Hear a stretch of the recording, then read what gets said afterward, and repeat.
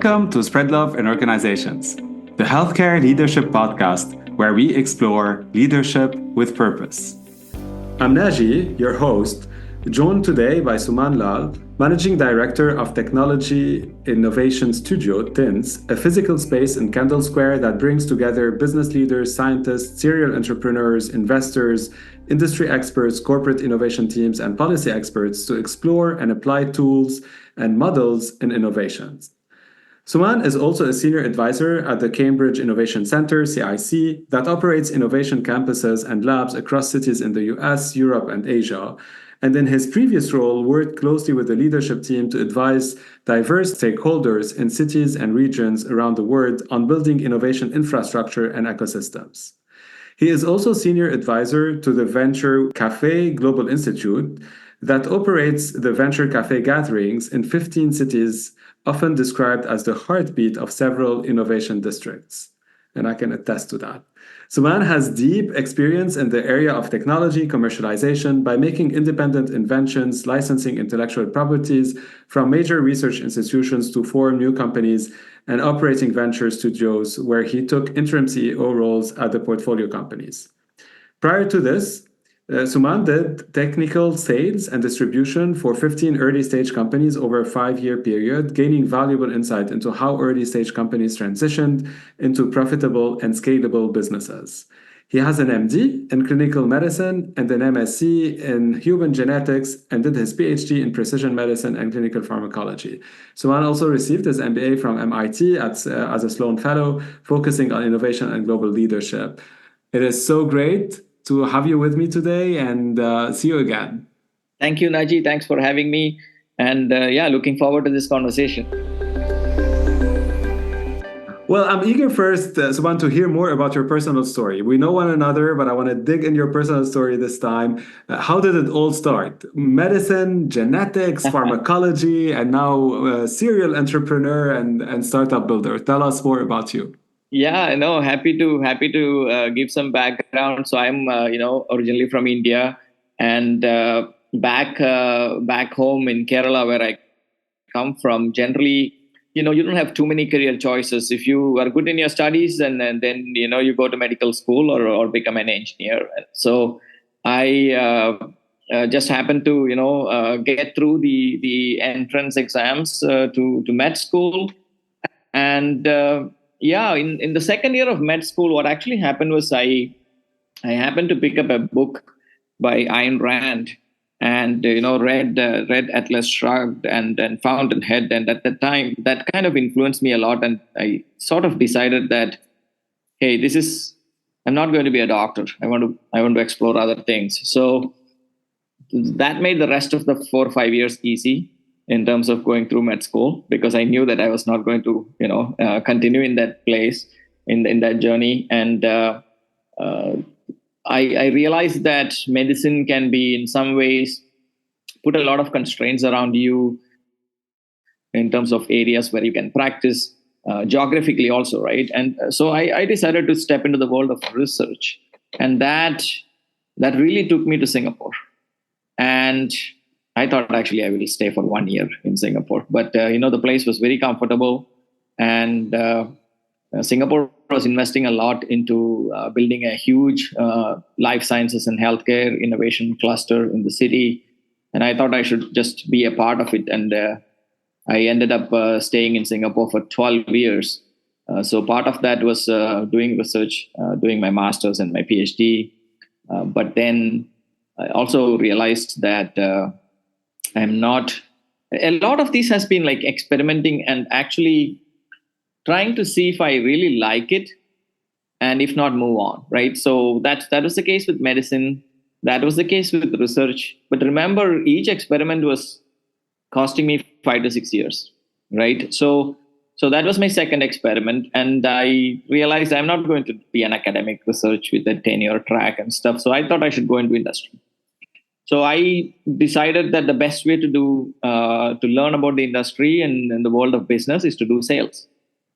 And, I became a salesperson. I became a distributor for almost 15 companies in the early stage, life sciences field, I can tell you this was the most humbling experience. Your MD, PhD just gets thrown out of the window. Nobody cares, right? You're basically trying to sell, and it actually helps you really prepare for your future dating life, because you get rejection every day.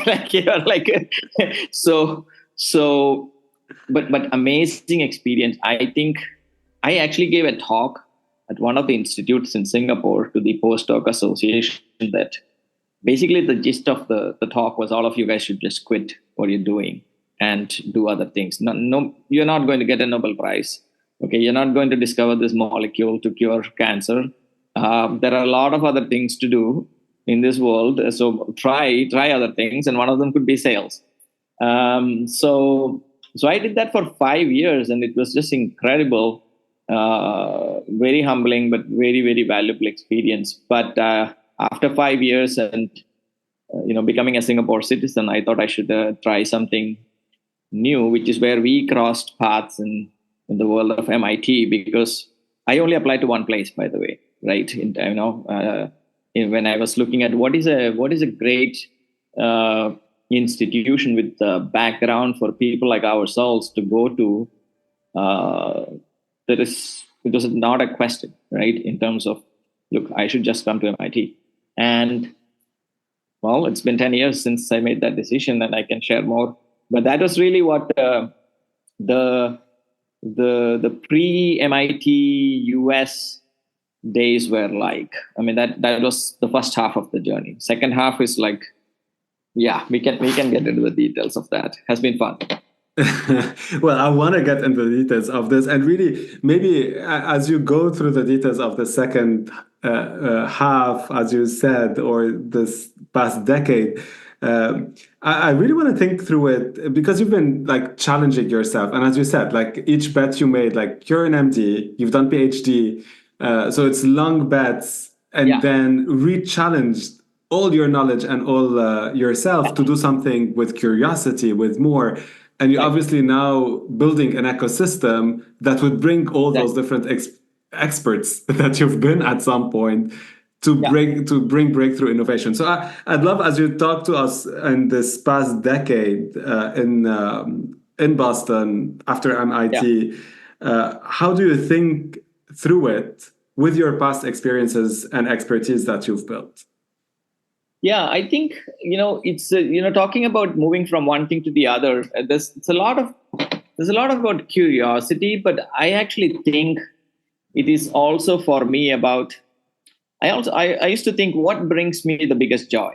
And to me, it has always been the joy of understanding something. And that's kind of why I've stayed in school a lot, learning, there's continuous learning, right? So I've always designed my life and career around, is there an opportunity to learn? So whether it is in medicine, whether it is in research, whether now you're doing sales, by the way, between all those three, now we are talking maybe 15 years, right?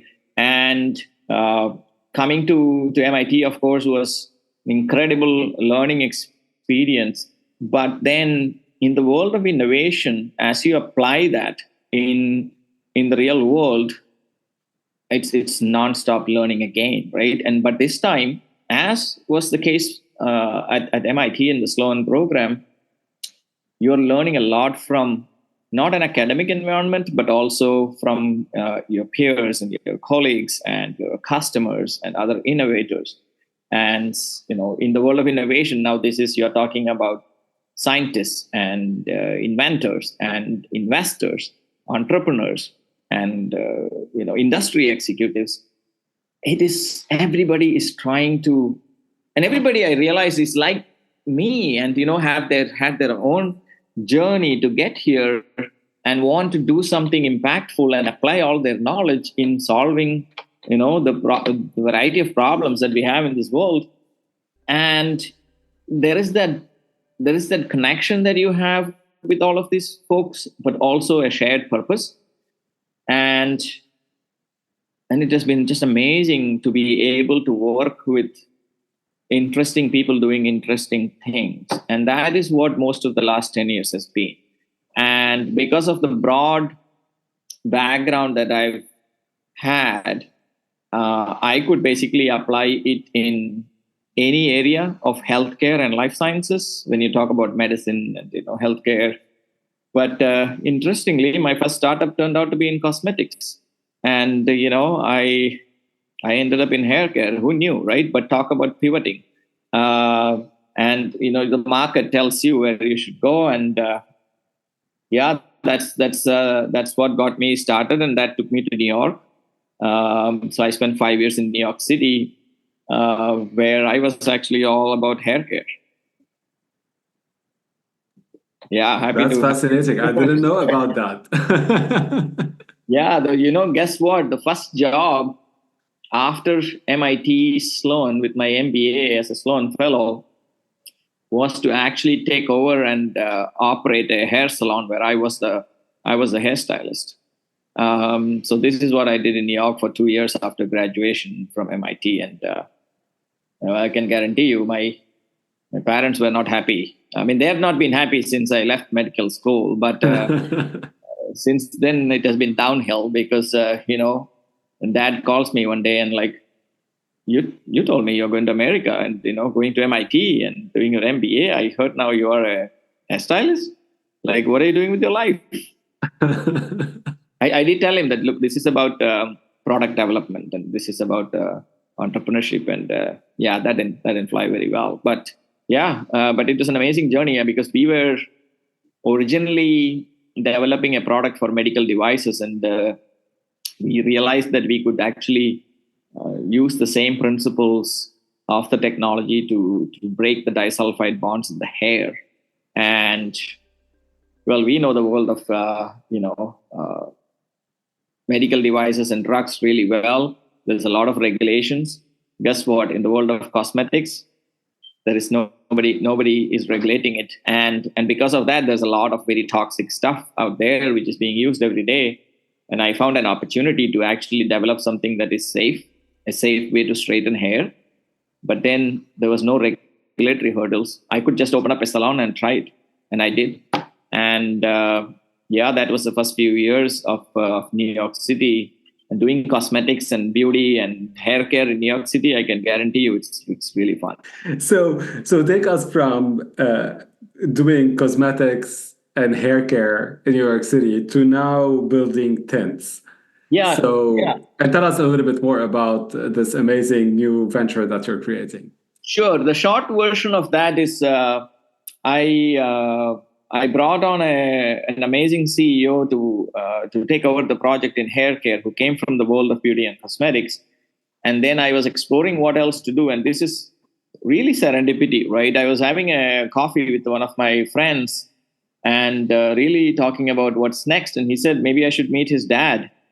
And I ended up meeting his dad, who turned out to be a professor at Columbia, who had developed an amazing technology using intravenous omega-3 fatty acids, the fish oil that we all take or supposed to take, which if you inject it, you could actually reduce tissue organ injuries by 90%. Now we are talking about heart attacks and strokes, which can be prevented by this injection of this safe fish oil. So I looked at the results and I was like, this is amazing data.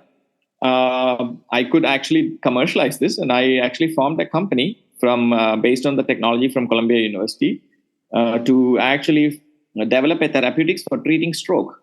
And I joke that I didn't really move from very far. I went from hair to brain, but it really went it was a completely different space from beauty and cosmetics to now early stage biotech. So I found myself as the CEO of a startup in biotech, but that took me into this amazing world of drug discovery and development, which I think is the most fascinating, the most complex. I once commented on LinkedIn that it's easier to send something to Mars than actually develop a drug. I mean, it's just it's biology, right? I mean, you cannot predict what's happening.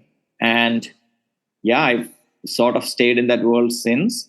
That brought me back to Boston, which is the mecca for biotech, for doing that thing. So, people like you and the rest of our colleagues doing amazing things in Boston. So I came here.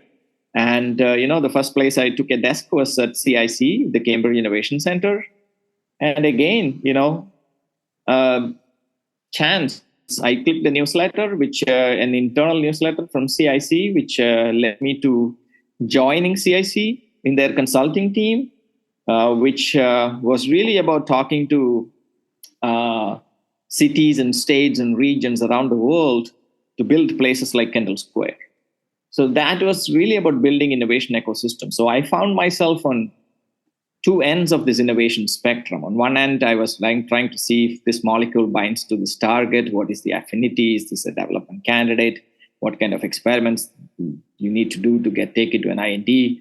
And at the same time, I was also talking to governments in Singapore and Saudi Arabia and Mexico and Latvia about how do you build an ecosystem, an innovation ecosystem like this. And so that was an amazing experience, which led me to really understand the power of communities and the utility of space as a very anchoring mechanism to bring people together. And post-COVID, it became really relevant. And I should also mention that what we learned at MIT in the world of system dynamics is which is an incredibly powerful field. I wish it was applied in a much more, in a variety of settings. And I looked at, if you look at Kendall Square, it's an ecosystem. And I realized that, hey, I could actually build an ecosystem, a mini ecosystem. If you look at it through the system dynamics framework, where space is the anchoring setup, like CIC, the Cambridge Innovation Center, which is now the world's largest innovation campus, by the way, where on top of that space, and that is what I'm building right now. This is the Technology Innovation Studio. If you take space as the base layer, okay, you're talking office space, co-working space, labs, all of that. And you build a layer on top of that, which is about a curated network. And you bring people around specific topics, interest groups. So for example, I formed a quantum interest group to look at applications of quantum in different areas, starting with drug discovery, one in consumer products, health, productivity and wellness, biotech, etc.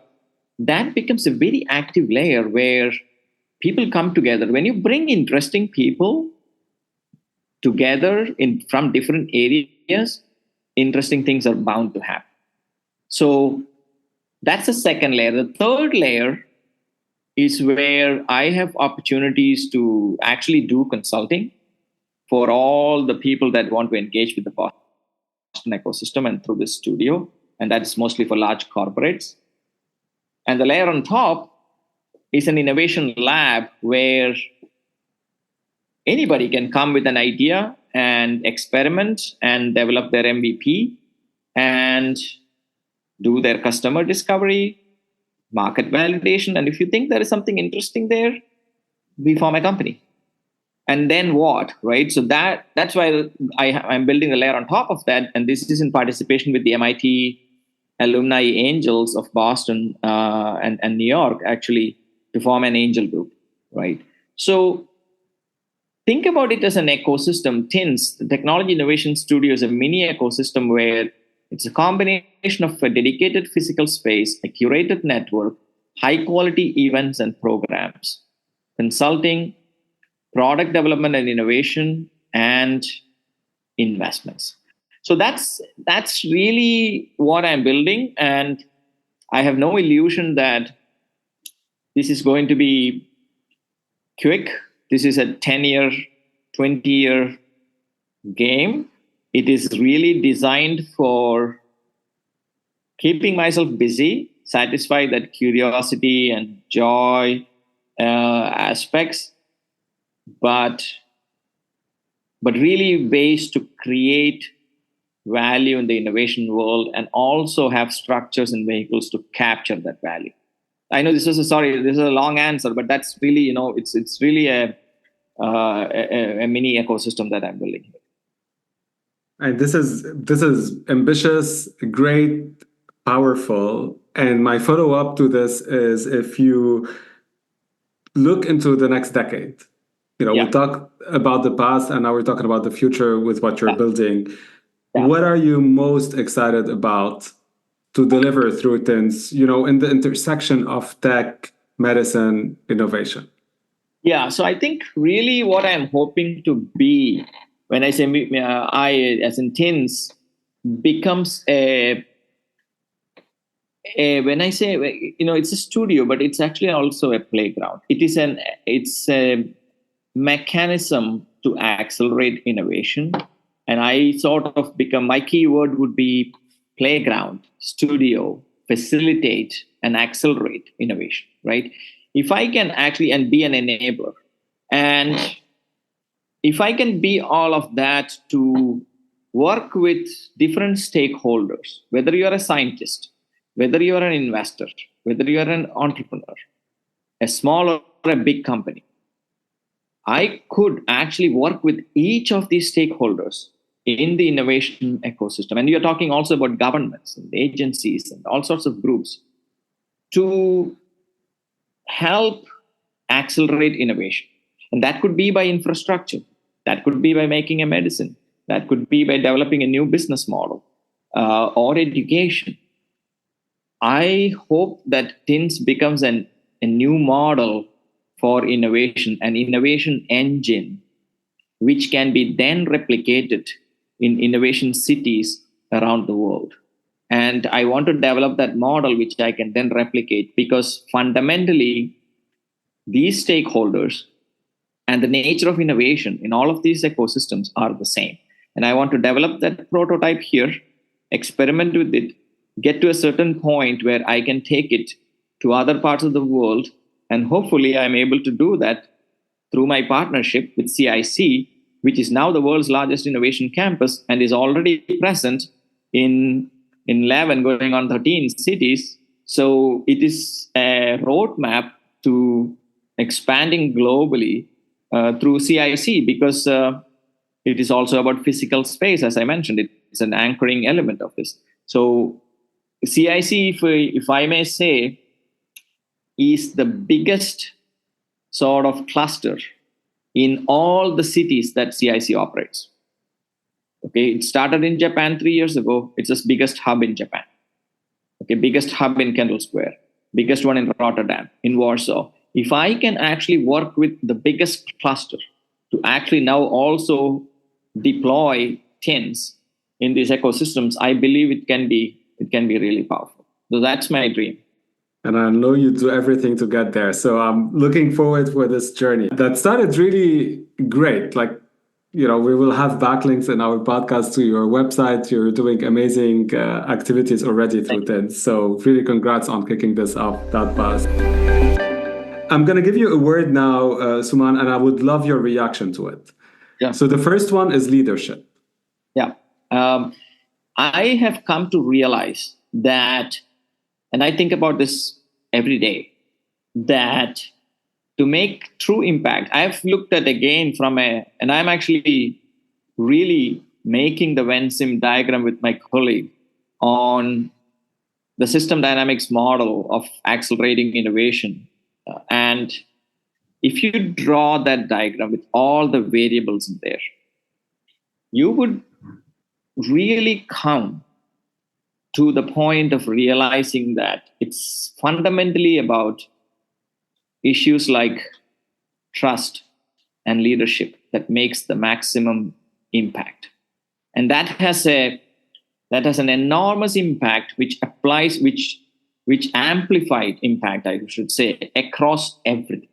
And part of the reason why I am developing an innovation immersion program for high school and college students in TINS is to bring them into our world and show them examples of leadership.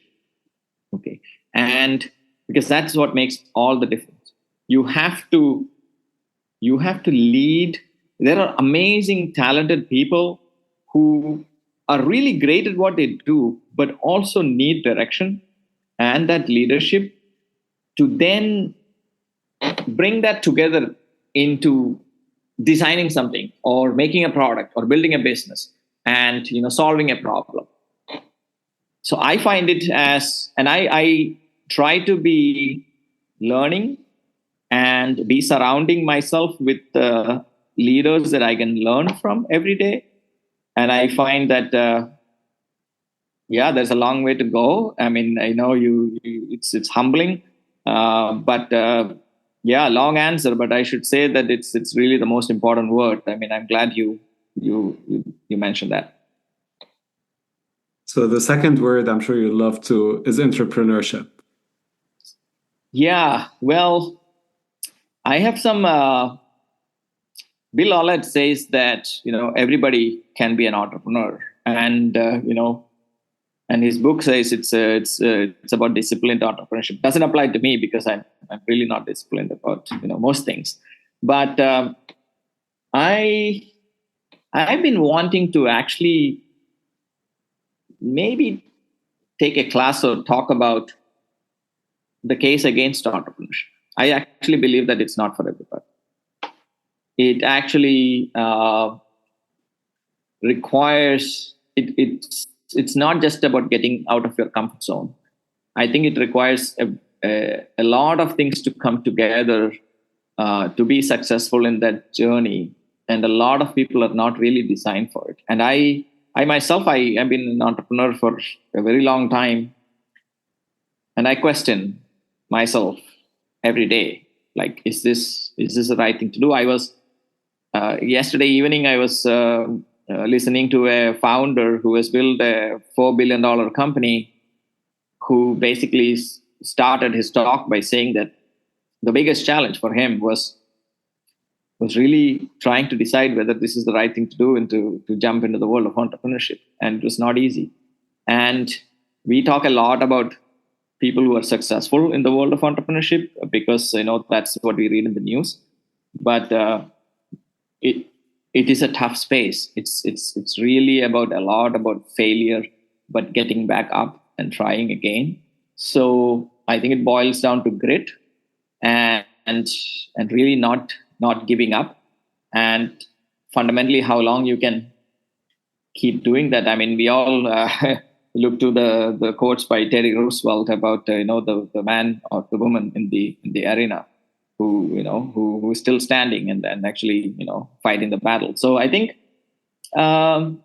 you got to really enjoy the journey. And I think one part that people also always may not consider is matters like health, family, friendships.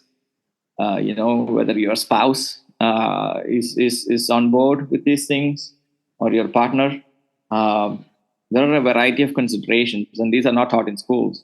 And when you just try to do this in the real world, well, that's when you get punched in the face, and it's you got to at some point you'll start enjoying it, drinking your own blood.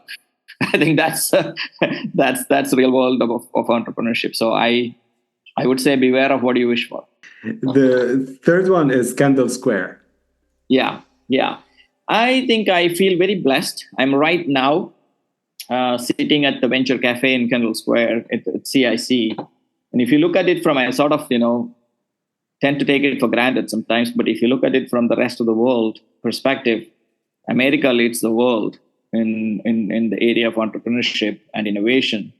And if you zoom in, Boston is one of the hubs for innovation and technology and entrepreneurship. And when you come to Boston, it's Cambridge.